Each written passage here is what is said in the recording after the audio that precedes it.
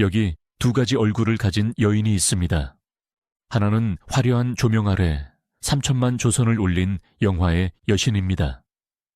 다른 하나는 차가운 탄광 속에서 곡괭이를 든 초라한 죄수입니다.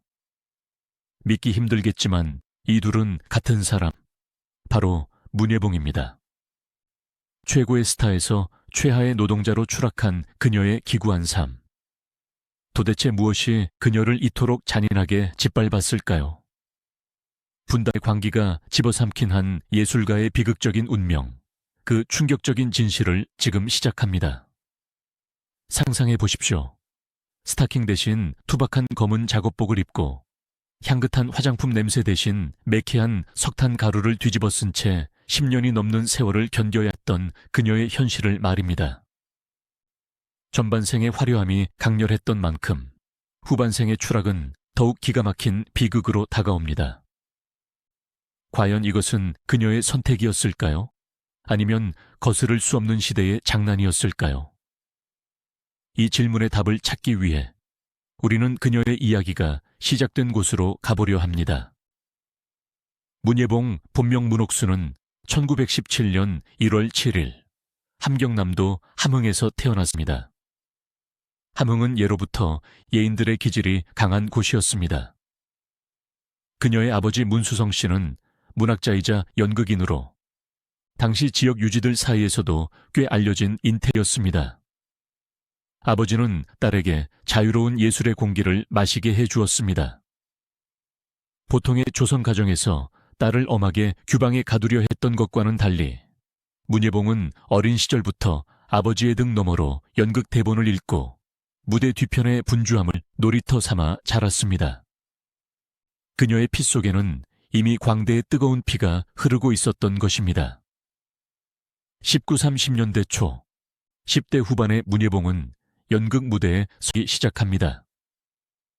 당시 연극은 지금처럼 체계적인 시스템이 갖춰진 것이 아니었습니다. 유랑극단에 가까운 형태였고 배우들은 배고픈 직업이었습니다. 하지만 문예봉은 달랐습니다. 그녀가 무대에 등장하면 공기가 바뀌었습니다. 타고난 발성, 그리고 무엇보다 관객을 끌어당기는 묘한 아우라가 있었습니다. 1934년 당대 최고의 연극단 중 하나였던 아랑에 입단하면서 그녀의 재능은 날개를 답니다. 아랑은 단순한 극단이 아니라 훗날 한국 영화계를 이끌어갈 수많은 인재들의 산실이었습니다. 이곳에서 문예봉은 훗날 자신의 운명을 바꿀 여러 인연들을 만나게 됩니다. 그녀의 인생을 송두리째 바꾼 결정적인 순간은 1932년에 찾아옵니다. 바로 이규환 감독의 영화 임재없는 나루터의 주연으로 발탁된 것입니다. 당시 사람들은 이 여자의 얼굴에 조선의 슬픔과 아름다움이 다 들어있다며 감탄했습니다. 임재없는 나루터는 문예봉이라는 원석을 세상에 알린 데뷔작이었습니다. 뱃사공의 딸로 분한 문예봉은 스크린 속에서 살아 움직였습니다. 당시 영화들은 여배우들에게 과장된 몸짓이나 인형 같은 예쁨을 요구하곤 했습니다. 서구의 모덩어를 흉내내거나 아니면 전형적인 신파극의 비련의 여주인공처럼 굴기를 바랐죠. 하지만 문예봉은 달랐습니다. 그녀의 영인은 놀랍도록 자연스러웠습니다. 그녀는 카메라를 의식하지 않는 듯했고 그녀의 표정 하나하나에는 인물의 내면이 투명하게 비쳤습니다. 관객들은 충격을 받았습니다. 저것은 연기가 아니라 진짜 우리 이웃집 처녀의 모습 같았기 때문입니다. 이 영화의 성공으로 문예봉은 단숨에 영화계 블루칩으로 떠오릅니다. 하지만 이것은 시작에 불과했습니다. 그녀의 전성기를 활짝 연 것은 1937년부터 쏟아져 나온 일련의 히트작들이었습니다. 군용열차, 미몽 봄이 오는 길, 수선화 등 그녀가 출연하는 영화는 곧 흥행 보증수표였습니다. 특히 1936년작 미몽에서 보여준 그녀의 연기 변신은 당시로서는 파격 그 자체였습니다. 양준남 감독이 연출한 이 영화에서 문예봉은 가정에 얽매이기 싫어 일탈을 꿈꾸는 유부녀 애순 역을 맡았습니다. 백화점에서 쇼핑을 즐기고 호텔에서 춤을 추며 자유를 갈망하는 애순의 모습은 전통적인 현모양처의 굴레를 벗어던지고 싶어 했던 당시 신여성들의 욕망을 대변하는 것이었습니다. 동시에 그런 일탈이 파국으로 치달을 때 보여준 그녀의 공허한 눈빛 연기는 근대화라는 화려한 포장 속에 감춰진 식민지 여성의 불안을 날카롭게 포착해냈습니다. 이 시기 문예봉의 인기는 하늘을 찔렀습니다. 그녀는 김신재, 강홍식 등과 함께 조선 3대 여배우로 불렸지만 대중적인 파급력 면에서는 다른 독보적인 1위였습니다. 거리의 사진관에는 문예봉의 브로마이드가 가장 잘 보이는 곳에 걸려 있었고 잡지사들은 그녀의 인터뷰를 따내기 위해 혈안이 되었습니다. 그녀가 입은 한복의 선, 그녀가 바른 립스틱의 색깔, 심지어 그녀의 말투까지 유행이 되었습니다. 사람들은 그녀를 보며 환호했지만 한편으로는 그녀에게서 자신들의 모습을 보았습니다.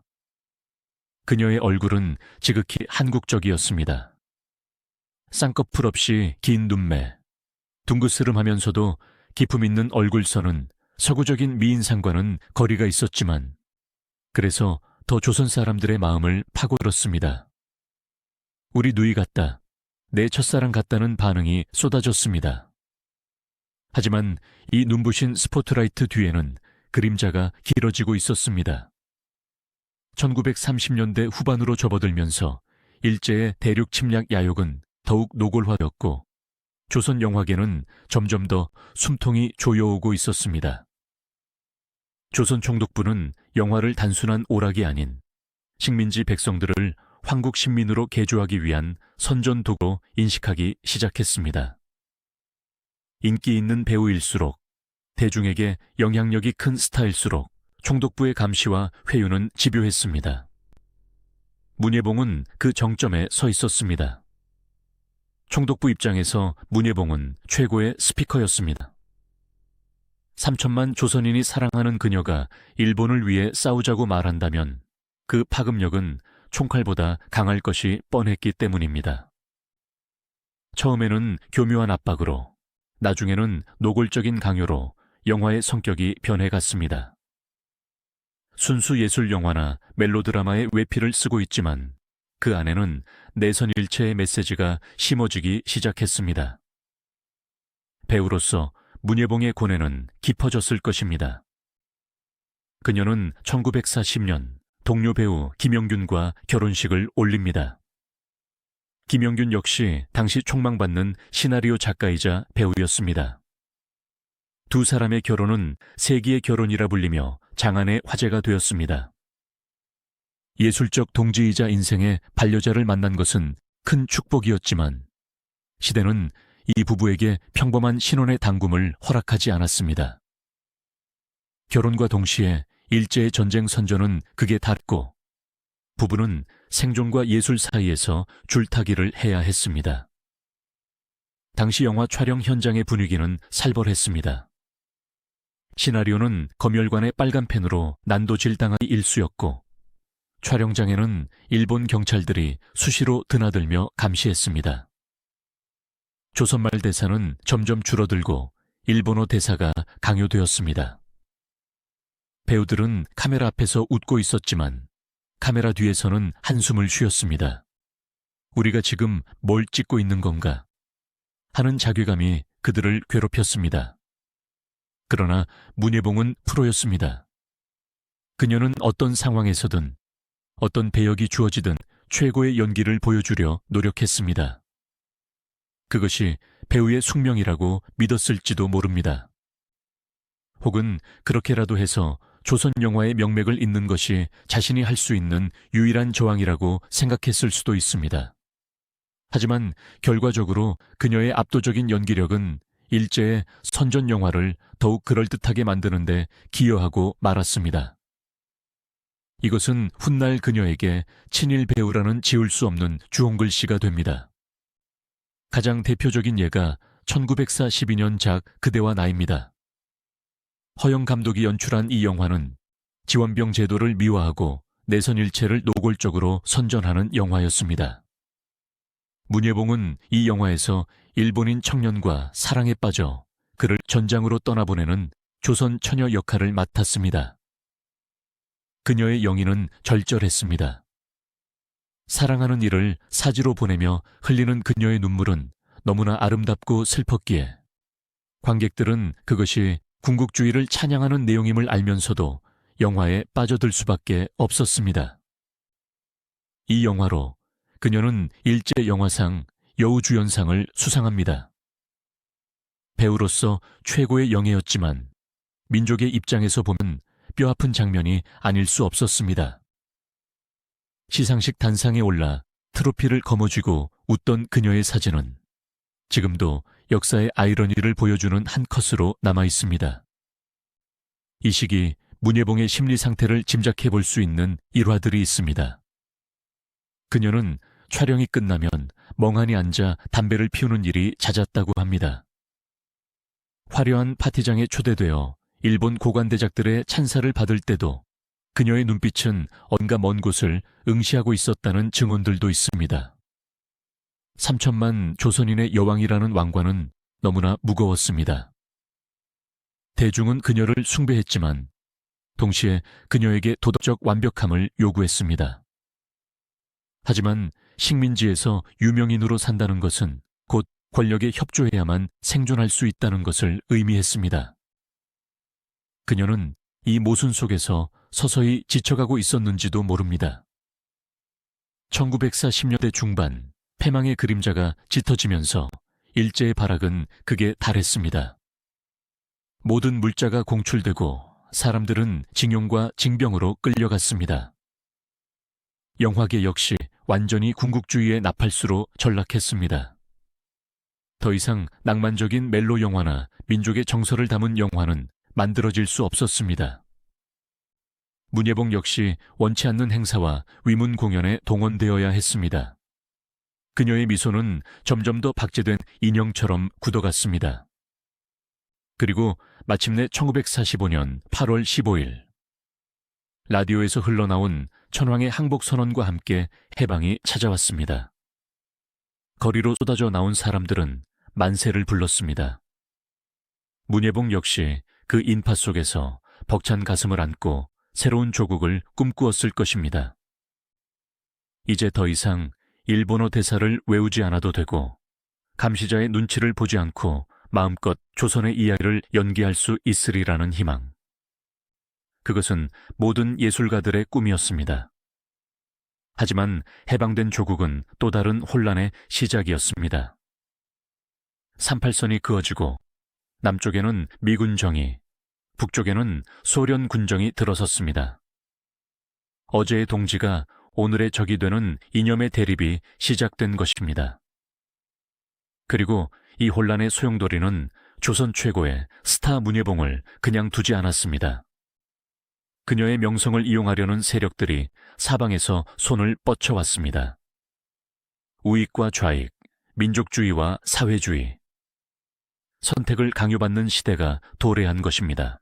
해방의 기쁨이 차에 가시기도 전인 1945년 가을, 서울의 공기는 뜨겁고도 혼탁했습니다. 거리에는 태극기와 성조기, 그리고 붉은 깃발이 뒤섞여 펄럭였고 사람들의 눈빛에는 희망과 불안이 공존했습니다. 어제까지 천황폐하 만세를 외치던 이들이 하루아침에 애국지사로 돌변하고 독립투사들이 권력 다툼에 밀려 암살당하는 혼돈의 시대. 바로 해방 정국이었습니다. 이 거대한 소용돌이 속에서 영화계라고 예외일 수는 없었습니다. 아니, 오히려 가장 치열한 이념의 전쟁터였습니다. 영화는 대중의 마음을 움직이는 가장 강력한 무기였기에 우익과 좌익 양쪽 진영 모두 영화인들을 포섭하기 위해 혈안이 되어 있었습니다. 그리고 그 중심에 3천만 조선인의 연인 문예봉이 서 있었습니다. 일제 강점기 말기 원치 않는 친일 영화에 출연하며 깊은 자괴감에 빠져 있었던 문예봉에게 사회주의 사상은 달콤한 유혹으로 다가왔을지도 모릅니다. 예술은 인민을 위해 복무해야 한다. 노동자와 농민이 주인이 되는 세상. 이러한 구들은 식민지 지식인들에게 새로운 도덕적 명분을 제공했습니다. 더 이상 제국주의의 나팔수가 아닌 억압받는 민중을 위한 진정한 예술가가 될 수 있다는 희망. 그것은 문예봉뿐만 아니라 당시 많은 예술가들을 붉은 깃발 아래로 모이게 했습니다. 문예봉의 남편 김영규는 일찍이 사회주의 사상에 심취해 있었습니다. 아내이자 동지였던 문예봉 역시 자연스럽게 그 흐름에 몸을 실었습니다. 1945년 9월, 그녀는 조선 프롤레타리아 영화동맹에 이름을 올립니다. 그리고 이듬해 2월, 조선영화건설본부의 부위원장이라는 중책을 맡게 됩니다. 이것은 단순한 가입이 아니었습니다.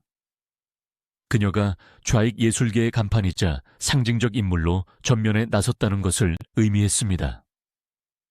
서울의 명동과 충무로, 다방에서는 매일같이 격렬한 토론이 벌어졌습니다. 문예봉은 그 자리에서 어떤 표정을 짓고 있었을까요? 아마도 그녀는 자신의 연기가 새로운 조국을 건설하는 데 쓰이기를 진심으로 바랐을 것입니다. 하지만 현실은 냉혹했습니다. 미군정에 지배해 있던 남한에서 좌익 활동은 점차 설 자리를 잃어가고 있었습니다. 검열은 다시 시작되었고 좌익 예술인들에 대한 테러와 협박이 공공연하게 자행되었습니다. 빨갱이 여배우는 비난이 그녀의 뒤를 쫓아다니기 시작했습니다. 어제까지만 해도 그녀를 숭배하던 대중들이 이제는 이념의 잣대로 그녀를 난도질하기 시작한 것입니다. 1947년 3월, 봄 기운이 스며들기 시작했지만 문예봉의 마음은 한겨울처럼 얼어붙어 있었습니다. 남한에서의 활동이 사실상 불가능해진 상황에서 그녀는 인생을 건 도박을 결심합니다. 북쪽에서 들려오는 소식은 매혹적이었습니다. 평양에서는 예술가들을 영웅 대접해 준다고 했습니다. 김일성 위원장이 영화 예술에 지대한 관심을 가지고 있으며 친일 행적을 묻지 않고 오로지 실력으로만 평가해 준다는 소문이 돌았습니다. 그것은 마치 적과 꿀이 흐르는 약속의 땅처럼 보였습니다.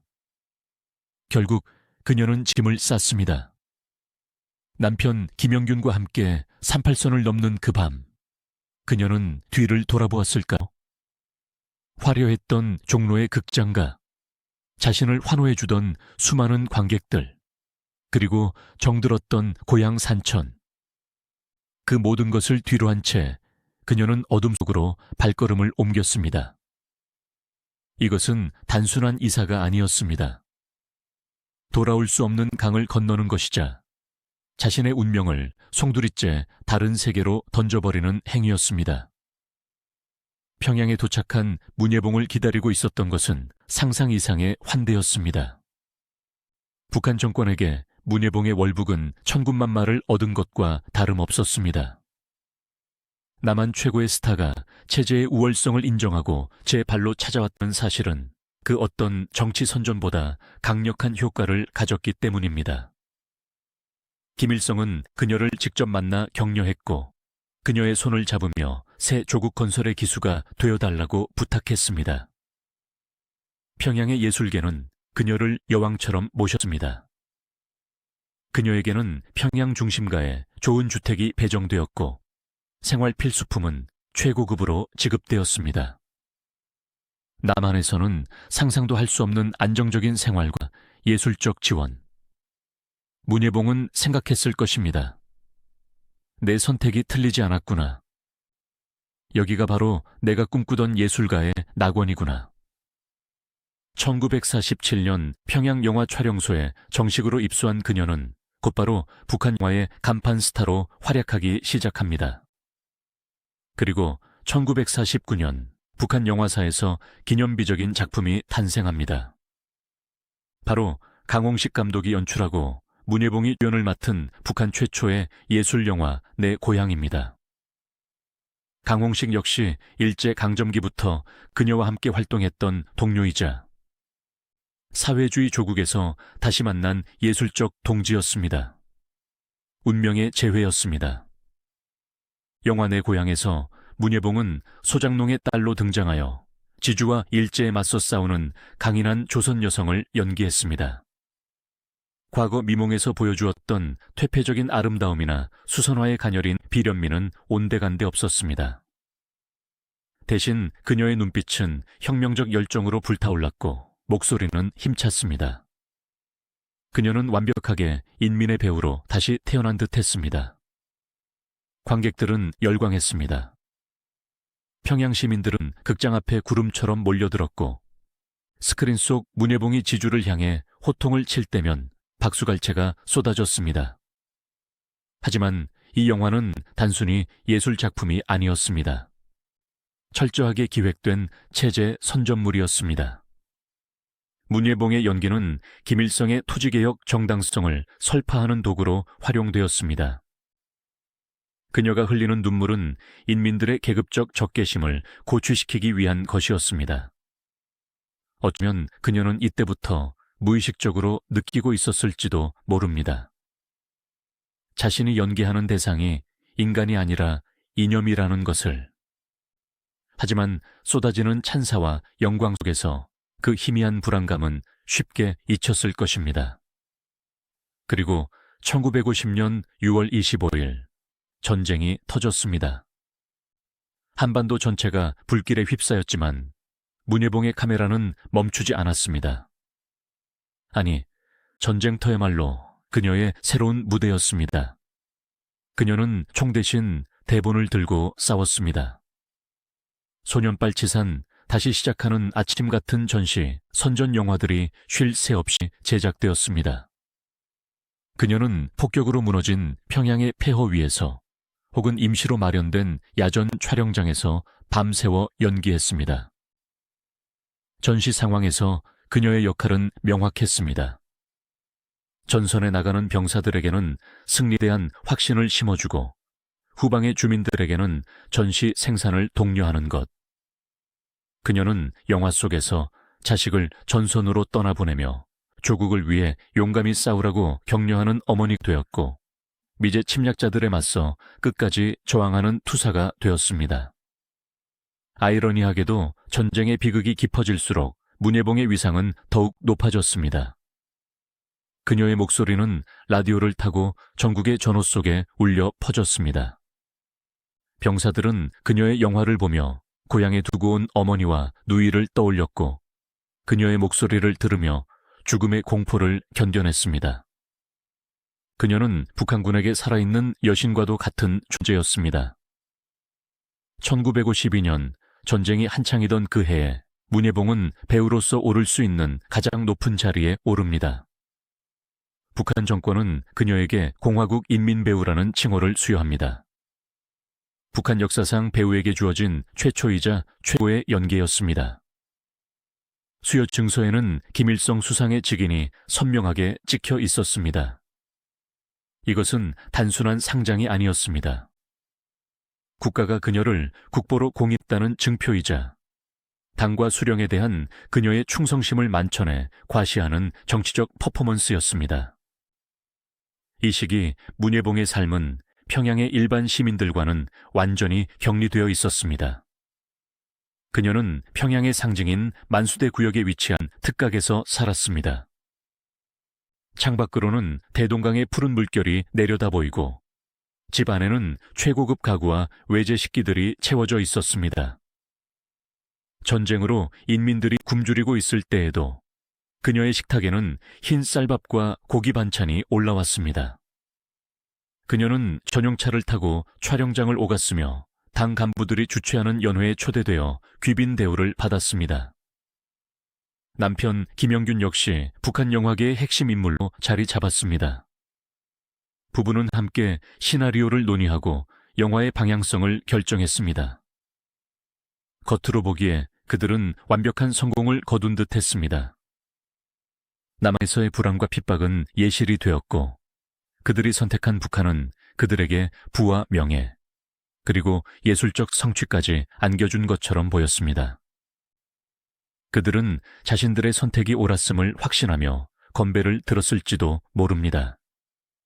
하지만 그들이 누리는 이 호화로운 삶은 살얼음판 위에 지어진 성이었습니다. 그 모든 영광은 오로지 절대 권력자 김일성의 총애라는 단 하나의 기둥에 의지하고 있었습니다. 그리고 권력자의 마음이란 바람보다 더 변하기 쉬운 것이었습니다. 전쟁이 끝난 후 1950년대 중반으로 접어들면서 북한 사회는 또 다른 경랑 속으로 빨려 들어갑니다. 전후 복구라는 명목하에 사회 전반에 대한 통제가 강화되었고 김일성 유일 지배 체제를 확립하기 위한 정치적 숙청의 칼날이 번뜩이기 시작했습니다. 소련파, 연안파 등 정적들이 하나둘씩 제거되어 갔고 그 칼끝은 서서히 문화예술계로 향하고 있었습니다. 당시 북한의 분위기는 숨막힐 정도로 경직되어 갔습니다. 과거의 낡은 사상을 버리고 주체적인 사회주의 인간으로 개조되어야 한다는 구호가 난무했습니다. 예술가들에게는 더욱 엄격한 잣대가 들이대졌습니다. 조금이라도 서구적이거나 부르주아적인 색채가 묻어나는 작품은 가차없이 비판의 대상이 되었습니다. 이러한 변화의 기류 속에서 문예봉의 존재는 양날의 검과 같았습니다. 그녀는 분명 당이 아끼는 최고의 배우였지만 동시에 그녀의 몸에는 지울 수 없는 과거가 묻어 있었습니다. 그녀의 우아한 말투, 세련된 몸짓, 그리고 그녀가 뼛속까지 체득하고 있는 1930년대 경성의 자유분방한 정서. 그것은 북한 당국이 그토록 척결하고자 했던 부르주아 잔재의 전형이었습니다. 사람들은 수근거리기 시작했습니다. 문예봉 동지의 연기에는 인민적인 소박함이 부족하다. 아직도 옛날 버릇을 못 고쳤다.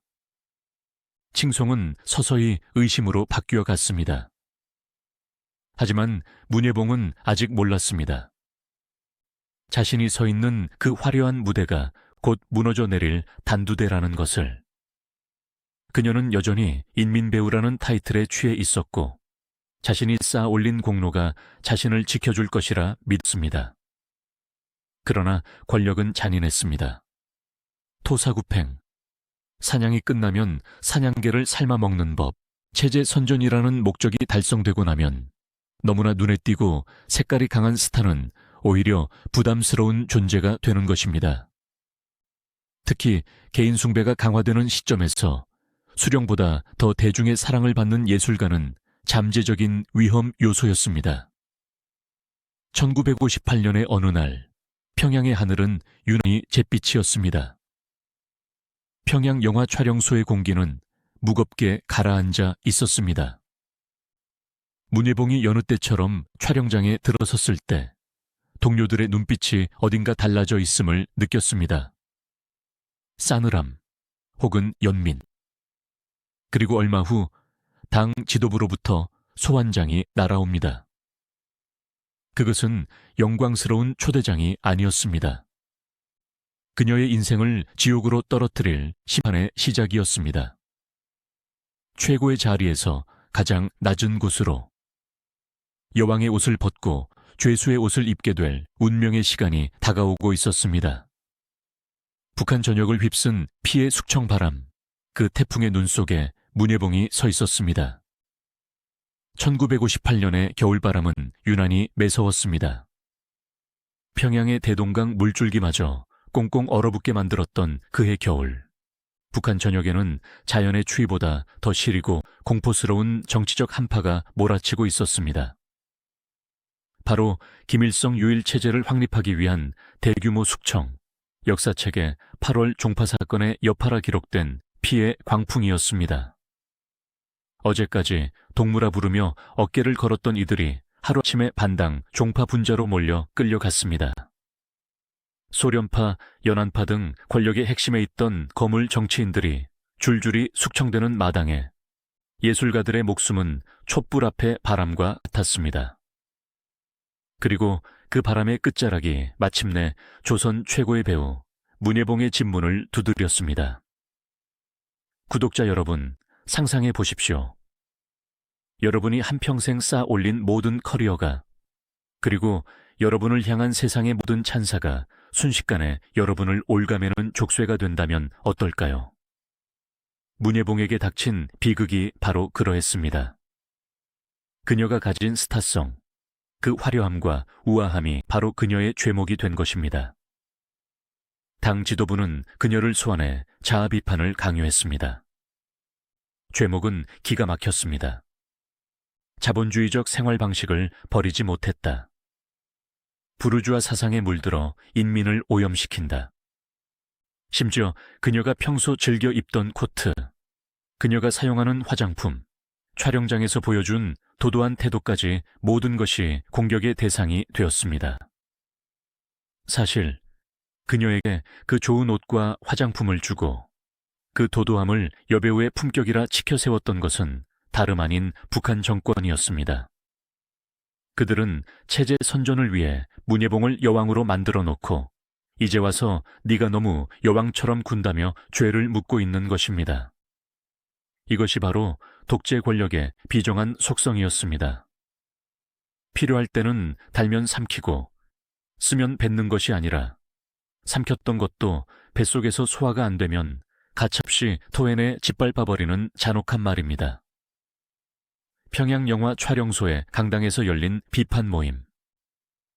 수많은 동료 배우들과 스태프들이 모인 자리에서 문예봉은 고개를 숙여야 했습니다. 그녀를 선망의 눈으로 바라보던 후배들이, 그녀의 지도를 받던 제자들이 일어나 그녀를 향해 손가락질을 하며 반동분자 문예봉을 타도하자고 외쳤습니다. 어제까지 선생님이라 부르던 이들의 입에서 쏟아지는 저주와 비난. 문예봉은 그 순간 어떤 표정을 짓고 있었을까요? 아마도 그녀는 연기를 하고 있었을지도 모릅니다.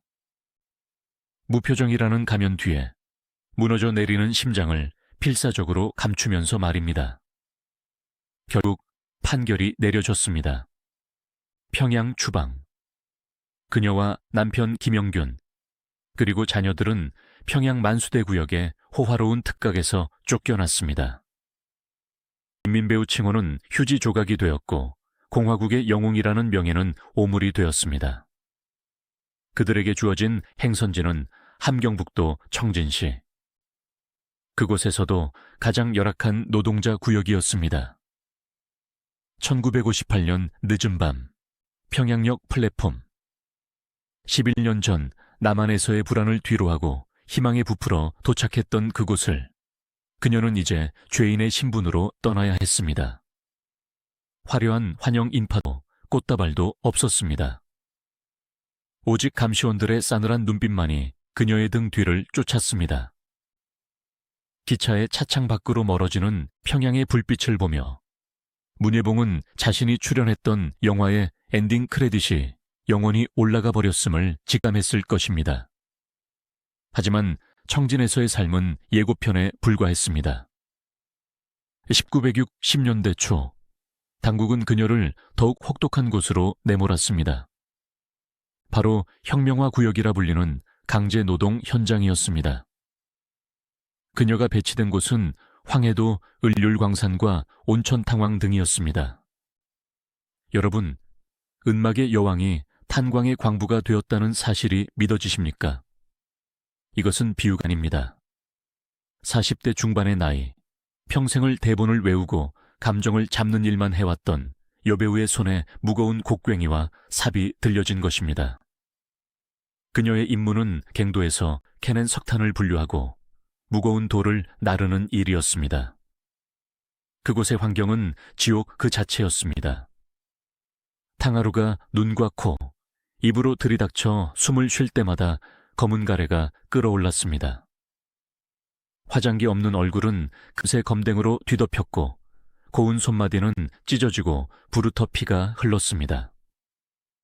식사는 옥수수죽 몇 숟가락이 전부였고 잠자리는 쥐들이 돌아다니는 낡은 합숙소였습니다. 그러나 육체적인 고통보다 더 그녀를 괴롭힌 것은 정신적인 모멸감이었습니다. 작업 반장은 틈만 나면 그녀를 조롱했습니다. 천하의 문예봉 동무가 이깟 돌덩이 하나 못 나르는가. 영화 찍을 때는 잘도 뛰어다니더니 주위의 시선들도 견디기 힘들었습니다. 어떤 이들은 그녀를 동정했지만 어떤 이들은 꼴 좋다며 비웃었습니다. 한때 3천만 조선인이 우러러보던 우상이 이제는 누구나 짓밟을 수 있는 밑바닥 인생이 된 것입니다. 하지만 놀랍게도 문예봉은 무너지지 않았습니다.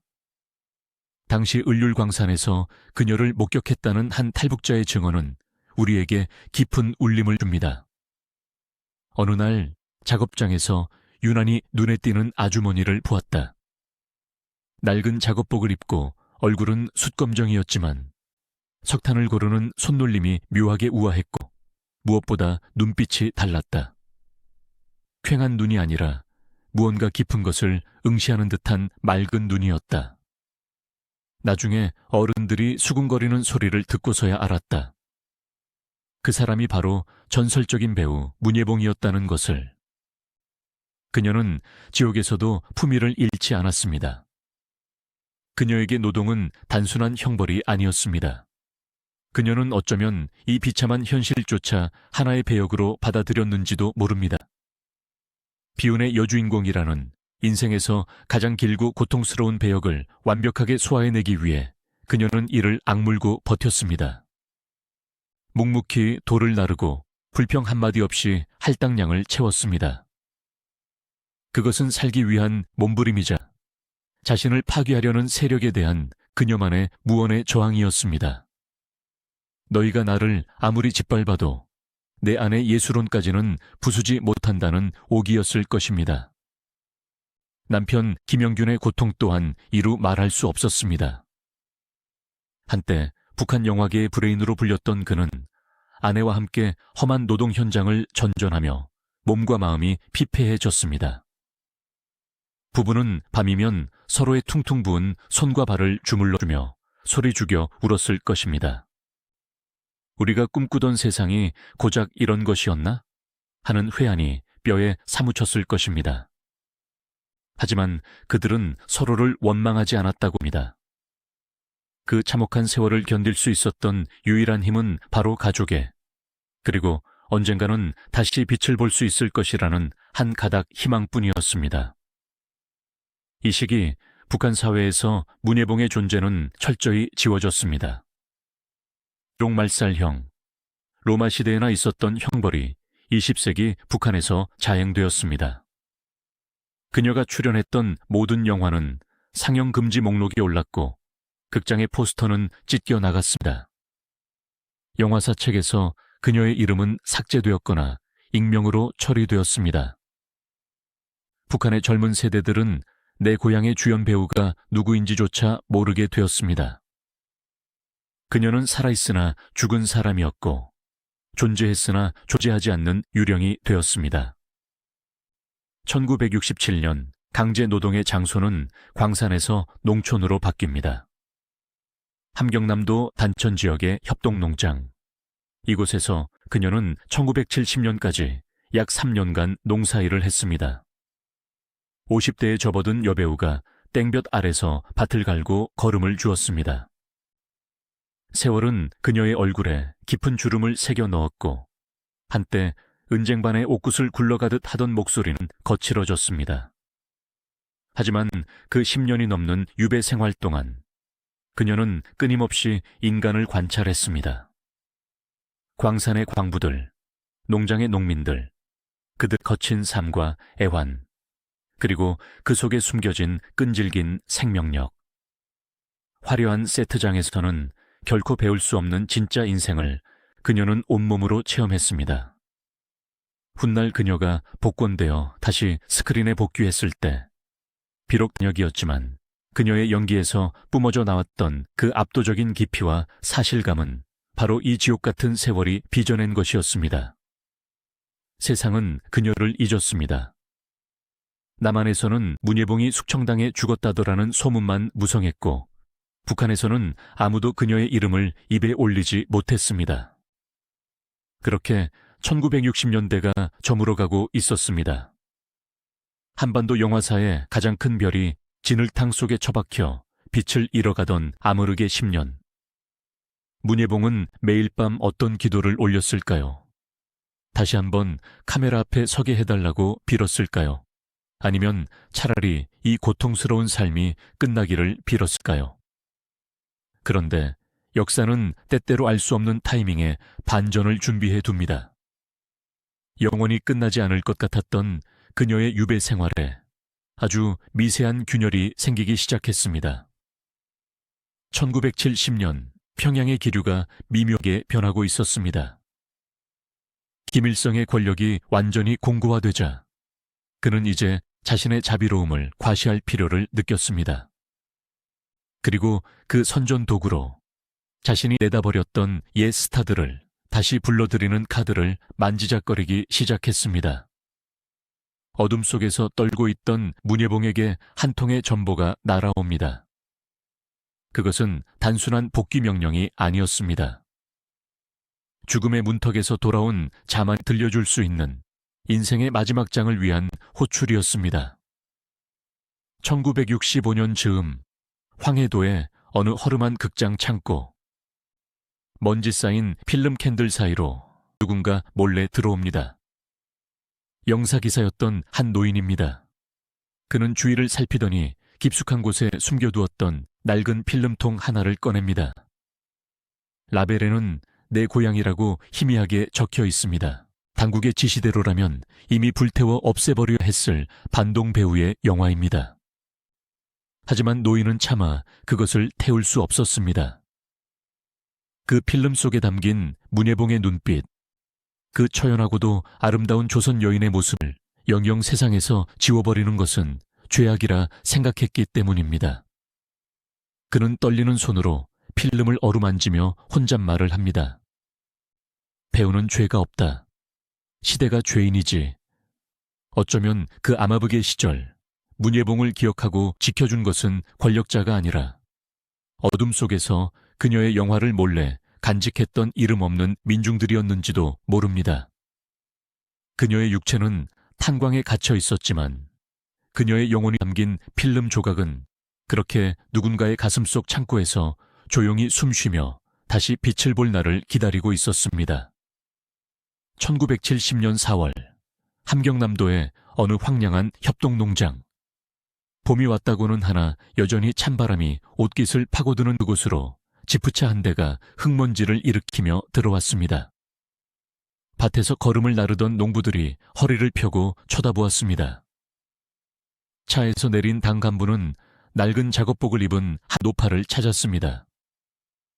햇볕에 검게 그을리고 주름이 깊게 패인 얼굴, 거칠어진 손마디. 10여 년 전 스크린을 주름잡던 조선의 여왕 문예봉의 모습은 온데간데 없었습니다. 간부가 내민 것은 김일성 주석의 생일 58주년을 맞아 내려진 특별 사면장이었습니다. 위대한 수령님께서 동무의 과오를 용서하시고 다시 평양으로 부르셨소. 그 말을 들은 문예봉의 반응은 어땠을까요? 감격의 눈물을 흘렸을까요? 아니면 만감이 교차하는 긴 한숨을 내쉬었을까요? 1958년 숙청당해 평양에서 쫓겨난 지 꼭 12년 만이었습니다. 강산도 변한다는 그 긴 세월 동안 그녀는 탄광의 지하 막장에서 그리고 뙤약볕이 내리쬐는 논밭에서 짐승처럼 일하며 죗값을 치렀습니다. 그녀의 죄란 그저 남들보다 조금 더 화려했고 조금 더 자유로웠던 것뿐이었는데 말이죠. 다시 평양행 기차에 몸을 실은 문예봉 부부. 차창 밖으로 스쳐 지나가는 풍경은 12년 전 쫓겨날 때와는 사뭇 달랐습니다. 하지만 더 많이 변한 것은 평양 그 자체였습니다. 전후 복구가 완료된 1970년의 평양은 거대한 콘크리트 숲으로 변해 있었습니다. 거리마다 주체사상 만세, 수령님을 목숨으로 사수하자는 붉은 구호들이 빽빽하게 들어차 있었고 사람들의 표정은 획일화되어 있었습니다. 그녀가 기억하던 1940년대의 낭만이나 해방 직후의 열정은 찾아볼 수 없었습니다. 그곳은 이제 완벽하게 통제된 극장 국가였고 문예봉은 그 거대한 무대에 작은 부속품으로 다시 끼워 맞춰지기 위해 돌아온 것입니다. 복권은 되었지만 예전과 같은 특권은 없었습니다. 그녀에게 배정된 거처는 만수대의 호화 특각이 아니라 보통강 구역의 평범한 아파트였습니다. 하지만 지옥 같았던 수용소 생활에 비하면 그것조차 감지덕지해야 했습니다. 그녀는 짐을 풀기도 전에 거울 앞에 앉았습니다. 거울 속에 비친 자신의 얼굴. 한때 조선의 그레타 가르보라 불리던 그 신비롭고 지적인 마스크는 세월과 고생의 풍패에 무너져 있었습니다. 눈개는 깊은 주름이 잡혔고 피부는 거칠어졌습니다.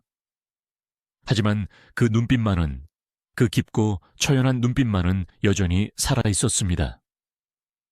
아니, 오히려 10년의 고통을 통과하며 더 깊은 시면을 품게 되었습니다. 영화계로의 복귀는 조심스럽게 이루어졌습니다. 1972년, 그녀는 다시 카메라 앞에 섰습니다. 하지만 이제 그녀에게 주어지는 배역은 더 이상 비련의 여주인공이나 혁명적인 투사가 아니었습니다. 그녀는 주로 할머니 역을 맡았습니다. 일제 강점기의 고난을 회상하거나 미제 승냥이들에게 가족을 잃고 오열하는 노역이었습니다. 대표적인 작품이 바로 김일성의 항일투쟁을 다룬 영화 민족의 태양이었습니다. 이 영화에서 그녀는 짧게 등장하지만 강렬한 인상을 남깁니다. 예전에 문예봉이 화려한 기교와 발성으로 화면을 장악했다면 돌아온 문예봉은 존재 그 자체로 화면을 눌렀습니다. 그녀가 짓는 텅 빈 표정, 무심한 듯 내뱉는 대사 한마디에는 연기로는 흉내낼 수 없는 진짜 고통의 무게가 실려 있었습니다. 촬영장의 젊은 배우들과 스태프들은 전설의 귀환을 호기심 어린 눈으로 지켜봤습니다. 그들에게 문예봉은 교과서에서나 보던 옛날 사람이었습니다. 하지만 촬영이 시작되고 큐사인이 떨어지면 그들은 숨을 죽여야 했습니다. 그녀의 연기에는 흉내낼 수 없는 아우라가 있었습니다. 그것은 단순히 연기를 잘한다는 차원을 넘어선 삶의 밑바닥을 기어보고 살아 돌아온 자만이 뿜어낼 수 있는 서늘한 기운이었습니다. 한 탈북 영화인의 증언에 따르면 복귀 후 문예봉은 촬영장에서 좀처럼 말을 하지 않았다고 합니다. 쉬는 시간이면 구석 의자에 조용히 앉아 먼 산을 바라보거나 담배를 피우는 것이 전부였습니다. 누군가 다가와 선생님, 고생 많으셨습니다 라고 인사를 건네면 그저 씁쓸한 미소만 지을 뿐이었습니다. 그녀는 이미 알고 있었던 것입니다. 이 모든 환대와 복권이 결국은 자신을 다시 한번 체제 선전의 도구로 쓰기 위한 요식행위에 불과하다는 것을. 당은 관대함을 선전하기 위해 돌아온 탕하 문예봉이 필요했을 뿐 진심으로 그녀의 예술을 존중한 것은 아니었습니다. 1970년대와 80년대 북한 영화계는 피바다식 가극과 주체 영화가 지배하던 시기였습니다. 모든 영화는 수령 우상화와 체제 결속이라는 단 하나의 목적을 위해 만들어졌습니다. 예술적 실험이나 개인의 내면 묘사는 철저히 배제되었습니다. 문예봉은 이 답답한 틀 안에서 자신의 역할을 수행해야 했습니다. 그녀는 기계적으로 대사를 읊고 지시대로 눈물을 흘렸습니다. 하지만 그 기계적인 연기 속에서도 찰나의 순간 번득이는 눈빛으로 인간의 슬픔을 표현해냈습니다. 그것은 검열관들의 눈을 피해 관객들에게 보내는 그녀만의 은밀한 신호였을지도 모릅니다. 나 아직 살아있다. 내 영혼은 아직 죽지 않았다라는. 이 시기 그녀의 개인적인 삶은 철저히 베일에 쌓여 있었습니다.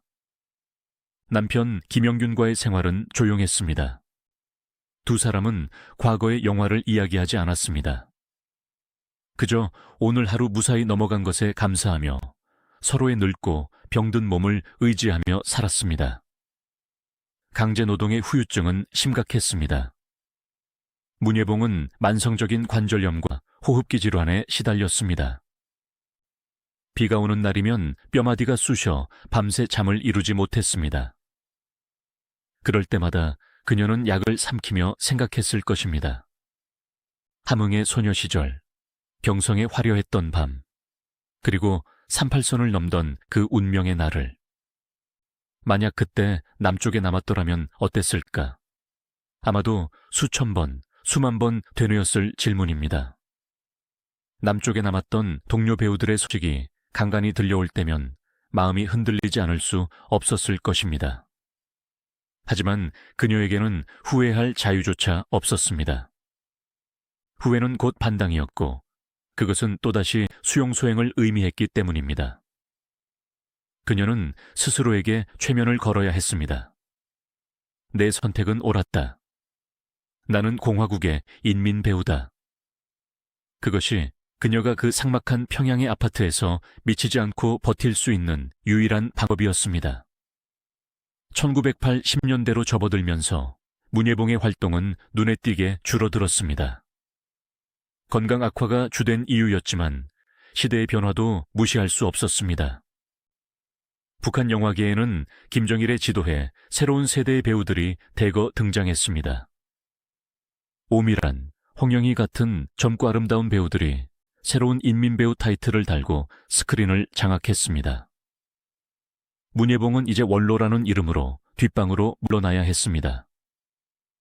가끔 국가적인 행사에 얼굴을 비치거나 회고록 인터뷰에 응하는 것이 활동의 전부였습니다. 하지만 북한의 올드 팬들, 특히 전쟁 전후 세대들에게 문예봉은 여전히 대체 불가능한 존재였습니다.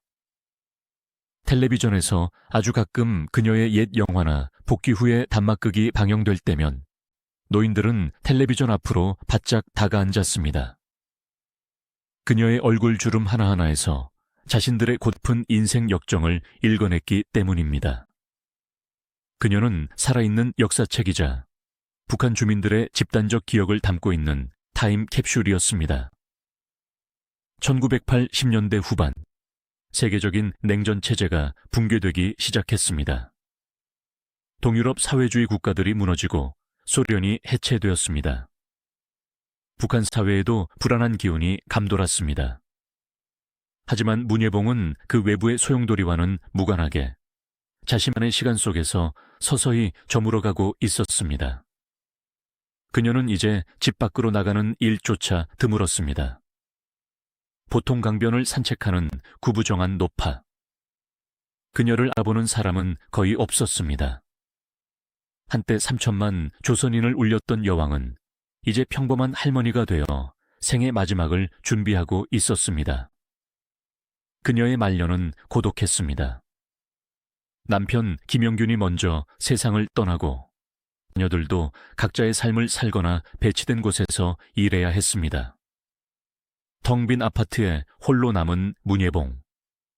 그녀의 곁을 지킨 것은 낡은 사진첩과 빛바랜 트로피 몇 개뿐이었습니다. 가끔 찾아오는 후배 배우들에게 그녀는 이런 말을 남겼다고 전해집니다. 배우는 시대를 연기하지만 결국 남는 것은 사람이다. 인기를 쫓지 말고 사람의 마음을 쫓아라. 뼈저린 고통 속에서 얻은 깨달음이었을 것입니다. 체제도, 이념도, 인기도 다 허망하게 사라지지만 인간이 느끼는 희로애락의 감정만은 영원하다는 것을 그녀는 누구보다 잘 알고 있었습니다.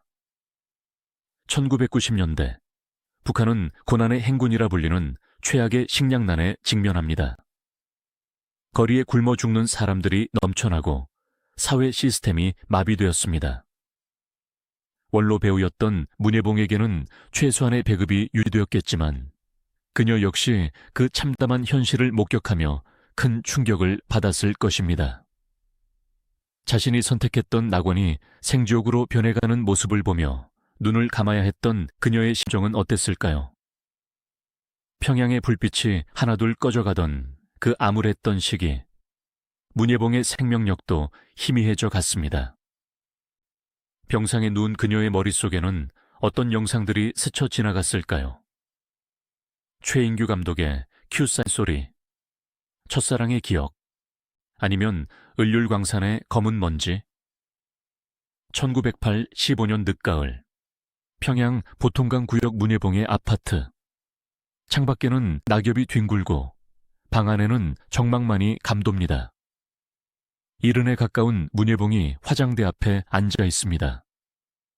그녀는 떨리는 손으로 아주 오래된 뚜껑이 반쯤 깨진 분통을 엽니다.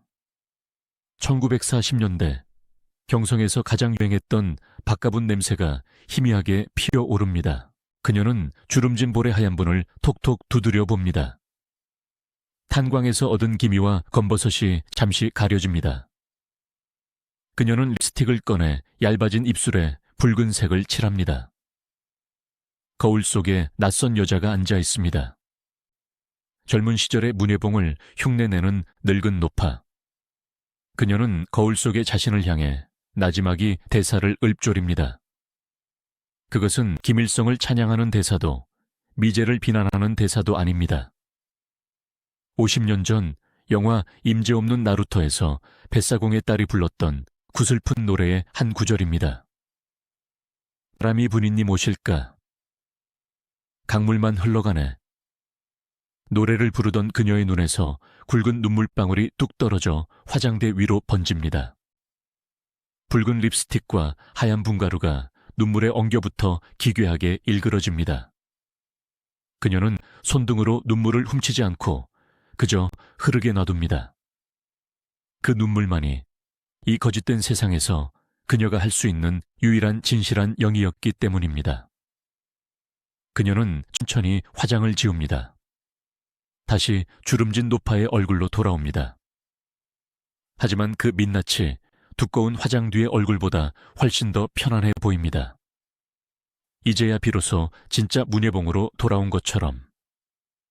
1999년 2월 28일 2000세기에 저물어가던 그해 겨울의 끝자락에서 한반도 영화사의 가장 큰 별이 마침내 지상에서의 모든 배역을 내려놓았습니다. 평양의 자택에서 문예봉은 조용히 눈을 감았습니다. 향년 82세. 1917년 식민지 조선에서 태어나 해방과 분단, 전쟁과 숙청, 그리고 복권에 이르기까지 그녀의 삶은 한반도의 격동기 그 자체였습니다. 그녀 떠난 바로 다음 날인 3월 1일, 북한 노동당 기관지인 노동신문은 그녀의 부고를 전했습니다. 공화국 인민배우 문예봉 동지 서거. 신문은 그녀를 일제 식민지 통치 시기부터 민족영화 예술의 발전을 위해 헌신했으며 해방 후 당과 수령의 품에 안겨 주체영화 예술의 화원에 뚜렷한 자국을 남긴 재능 있는 배우라고 칭송했습니다. 10여 년간 그녀를 반동분자라며 탄광으로 내몰았던 그 권력이 그녀가 죽자마자 다시 그녀를 충실한 혁명전사로 포장해 박제한 것입니다. 죽음으로써 그녀는 비로소 당이 원하는 완벽한 영웅이 되었습니다. 더 이상 늙지도 병들지도 의심하지도 않는 영원한 선전 도구가 된 셈입니다. 그러나 북한 당국의 공식적인 찬양 뒤에 숨겨진 진실은 씁쓸하기 그지없습니다. 2000년대 이후 북한 영화사 교과서들은 그녀를 혁명 영화의 선자로 복원하여 가르치고 있습니다. 하지만 그 교과서 어디에도 그녀가 1960년대 내내 겪어야 했던 처절한 숙청과 강제 노동의 역사는 기록되어 있지 않습니다. 북한의 젊은이들은 문예봉을 그저 수령님께 충성했던 옛날 배우로만 알 뿐, 그녀가 흘렸던 피눈물과 고뇌는 알지 못합니다. 역사는 승자의 기록이라지만 문예봉의 경우 역사는 철저히 권력자의 입맛에 맞게 편집된 시나리오에 불과했습니다. 그렇다면 남쪽의 시선은 어땠을까요? 오랫동안 남한에서 문예봉은 금기의 이름이었습니다. 월북 배우, 빨갱이 여배우, 이 주홍글씨는 그녀의 모든 예술적 성취를 지워버렸습니다. 1930년대 조선 영화의 황금기를 이끌었던 주역임에도 불구하고 한국 영화사는 그녀를 외면했습니다. 그녀가 출연했던 필름들은 창고 깊숙한 곳에 처박혀 먼지를 뒤집어 쓰고 있었고 영화학자들 사이에서나 조심스럽게 거론될 뿐이었습니다. 하지만 굳게 닫혀있던 빗장이 풀리기 시작한 것은 2000년대 들어서였습니다. 남화의 무드와 함께 잃어버린 한국 영화사를 복원하려는 움직임이 일었습니다.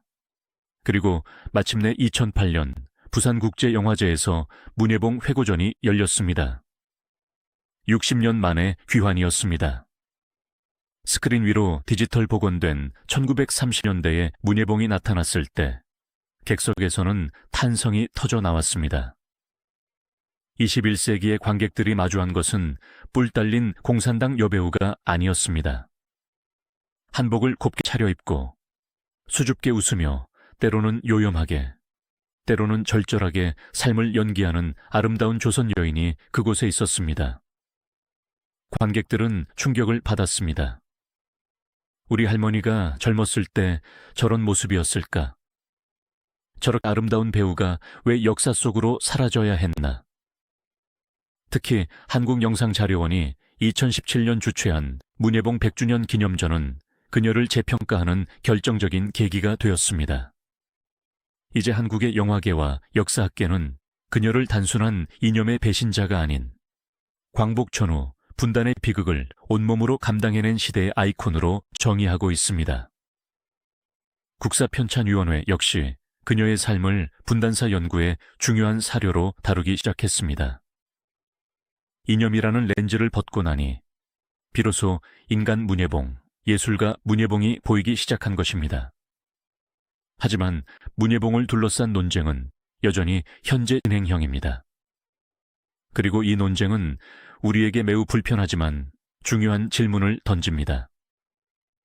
무엇보다 그녀의 이름 앞에는 여전히 풀지 못한 숙제가 남아 있습니다. 바로 친일과 월북이라는 두 개의 붉은 주홍글씨입니다. 그녀가 일제 말기 군국주의 선전 영화에 출연해 상을 받았다는 사실은 부인할 수 없는 역사의 상처입니다.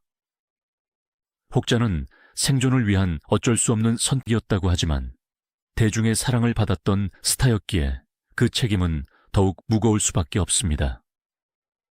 이것은 비단 문예봉뿐만 아니라 그 시대를 살았던 수많은 예술가들에게 던져진 잔혹한 딜레마였습니다. 또한 그녀가 스스로 선택한 북한행 역시 나만의 시각에서는 씻을 수 없는 과오로 남았습니다. 하지만 아이러니하게도 그녀는 그토록 믿었던 북한에서조차 부르주아 반동으로 몰려 인생의 황금기를 강제노동으로 허비해야만 했습니다. 남쪽에서는 변절자로, 북쪽에서는 반동분자로 낙인 찍혔던 그녀의 삶은 이념의 광기가 한 인간을 어떻게 파괴하는지를 보여주는 서글픈 자화상입니다. 여기서 흥미로운 지점은 문예봉의 진심입니다. 그녀는 과연 뼛속까지 공산주의자였을까요? 많은 전문가들은 고개를 젓습니다. 그녀의 본질은 배우였습니다. 그녀에게 이념은 배역을 맡기 위한 무대 장치에 불과했을지도 모릅니다. 일제 강점기에는 일본인 감독 밑에서 일본군을 사랑하는 여인을 연기했고, 북한에서는 당의 지시대로 빨치산 어머니를 연기했습니다. 그녀가 원했던 것은 오직 하나, 카메라 앞에서 연기하는 순간의 희열이 아니었을까요? 하지만 불행하게도 그녀가 살았던 20세기의 한반도는 순수한 예술을 허락하지 않았습니다. 모든 예술은 정치의 신여여야 했고 배우는 권력의 스피커가 되어야 했습니다. 이 지점에서 문예봉의 삶은 선택의 오류인가, 시대의 희생자인가 라는 거대한 담론으로 확장됩니다. 그녀의 선택들은 분명 비극적인 결과를 낳았습니다. 친일 영화 출연은 오점이 되었고 월북은 그녀를 지옥으로 이끌었습니다. 하지만 과연 그 시대의 올바른 선택이란 존재했을까요? 남한에 남았다면 행복했을까요? 아마도 좌익 활동 전력 때문에 보도연맹 사건 등에 휘말려 목숨을 잃었을지도 모릅니다.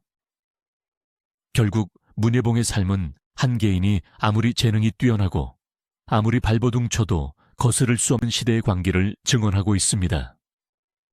그녀는 남과 북, 그리고 일본이라는 세계의 권력 사이에서 끊임없이 줄타기를 해야 했던 약소국 예술가의 슬픈 초상입니다.